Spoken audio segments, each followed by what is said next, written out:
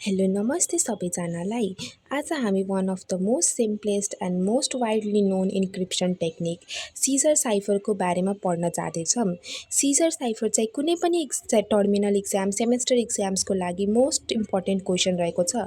Either to encrypt or decrypt the message using Caesar cipher चाहिँ पटक पटक सोधिरहेकै हुन्छ। सो इन्क्रिप्सनको बारेमा पहिला बुझ्दा यो यस्तो प्रोसेस हो जसले प्लेन टेक्स्टलाई साइफर टेक्स्टमा कन्भर्ट गर्छ। साइफर टेक्स्ट भनेको यस्तो मेसेज जसलाई अनअथराइज्ड युजरले रिड नगर्न सकोस्।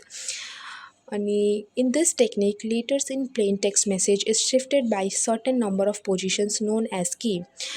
यो टेक्निकमा डाटालाई इन्क्रिप्ट गर्दा हामीलाई certain number of key value दिएको हुन्छ, जसको युजले हामीले प्लेन टेक्स्टको मेसेजलाई शिफ्ट गरी यो टेक्निकमा चाहिँ हामीलाई एउटा की भ्याल्यु दिएको हुन्छ, जसको हेल्पले हामी कुनै पनि प्लेन टेक्स्टको मेसेजलाई शिफ्ट गरेर त्यसलाई इन्क्रिप्ट गर्न सक्छौँ। मेसेज इन्क्रिप्ट गर्न हामीले यो फर्मुला युज गर्छौँ, E K comma P equal to P plus K mod 26, जहाँ चाहिँ सी भनेको हाम्रो साइफर टेक्स्ट हो, हाम्रो ई भनेको इन्क्रिप्सन, के भनेको की, प्लेन भनेको प्लेन टेक्स्ट, अनि मोड भनेको चाहिँ मोड्युलस हो, जसको हेल्पले हामीले कुनै पनि प्लेन टेक्स्टको मेसेजलाई इन्क्रिप्ट गर्न सक्छौँ। अब हामी एउटा इन्क्रिप्सनको इक्जाम्पल हेर्नभन्दा अघि पहिला एबिसिडीको कन्सेप्ट हेरिहालौँ। अब कुनै पनि मेसेजलाई सिजर साइफर टेक्निकले इन्क्रिप्ट गर्न हामीलाई पहिला सबै अल्फाबेट्सको के पोजिसन रहेछ थाहा हुनुपर्छ। सो हामीले सबै अल्फाबेट एबिसिडी ए टु जेडसम्म लेखेपछि हामीले उसको इन्डेक्सिङ 0बाट स्टार्ट गर्नुपर्छ। लाइक ए को इन्डेक्स 0, बी को 1, सी को 2, डी को 3, ई को 4 अनि सिमिलरली जेडसम्म, जुन 0 to 25सम्म हुन्छ। अब यो इन्डेक्सिङ गर्ने अल्फाबेटको नम्बर जान्ने पोजिसन जान्ने युज के हुन्छ म तल बताउँदैछु। अब हाम्रो क्वेसन छ encrypt the message Nepal with key value 2। अब सल्युसनको लागि फर्मुला चाहिँ मैले अलरेडी लेखिसकेँ। हामी जस्ट पछाडि पढेको formula E K comma P equal to P plus K mod 26। अब हामीले इन्क्रिप्सन प्रोसेस स्टार्ट गर्दा for N C equals to E.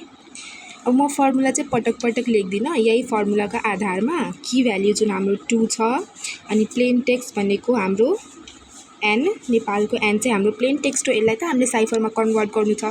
So N equals to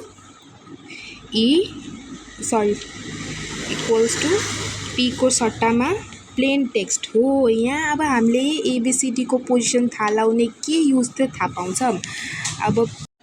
अब हामीले पी जुन चाहिँ हाम्रो एन हो प्लेन टेक्स्ट, एनको पोजिसन के छ त यहाँबाट हेर्ने हाम्रो एनको पोजिसन 30 रहेछ। त हो यो 30 चाहिँ हामीले यहाँ पी को सट्टामा 13 लेख्ने, प्लस की चाहिँ हाम्रो के हो, की भ्याल्यु हाम्रो 2 हो, प्लस 2 मोड 26। अब 13 प्लस 2 15 अनि मोड 26। अब हामीले 15 मोड 26 क्यालकुलेट गरेपछि हाम्रो भ्याल्यु आउँछ 15। अनि हाम्रो 15th पोजिसनमा कुन छ, पी छ हाम्रो 15th पोजिसनमा। सो हाम्रो एनलाई इन्क्रिप्ट गर्दा हाम्रो साइफर टेक्स्ट हुन्छ पी। अब सेम हामीले फर ई गर्ने,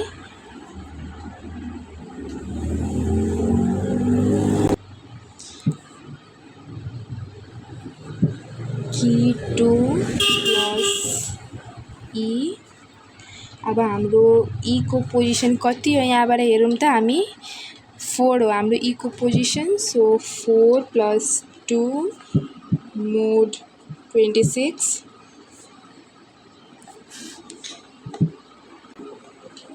जुन चाहिँ भयो हाम्रो 6 मोड 26। 6 मोड 26 हामीले क्यालकुलेट गर्दा हाम्रो भ्याल्यु आउँछ 6। अब चाहिँ यहाँ 6th पोजिसनमा हाम्रो कुन अल्फाबेट छ, जी छ।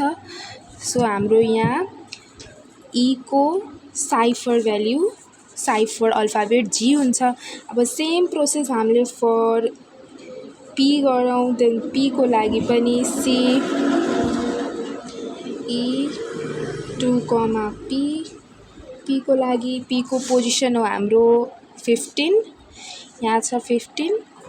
सो 15 + 2 मोड 26 जुन चाहिँ हाम्रो भयो 17 मोड 26 जसको भ्याल्यु जुन चाहिँ भयो हाम्रो 17 मोड 26 जसको भ्याल्यु हुन्छ 17। अनि 17 पोजिसन हाम्रो कुन अल्फाबेट छ? 17 पोजिसनमा हाम्रो आर रहेछ। सो हाम्रो हुन्छ आर।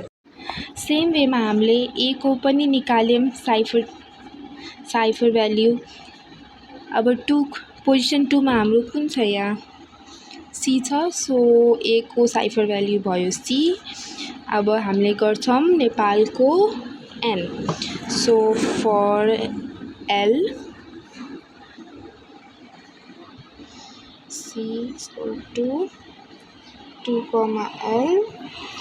एल को 2 + एल को पोजिसन हाम्रो एल को पोजिसन हो 11। सो 2 + 11 मोड 26, यहाँ हुन्छ 13 मोड 26। सो हाम्रो भ्याल्यु हुन्छ 13। 13 को पोजिसनमा छ हाम्रो an.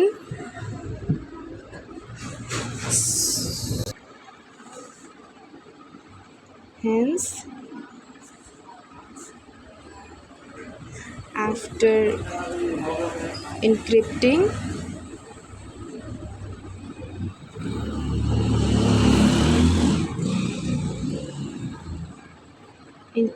the message Nepal, cipher text will be हाम्रो यहाँ PGR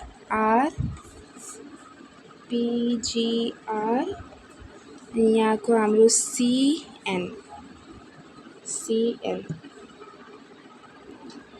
सो यो वेमा हामीले कुनै पनि डाटाको इन्क्रिप्सन गर्न सक्छौँ युजिङ साइफर टेक्स्ट।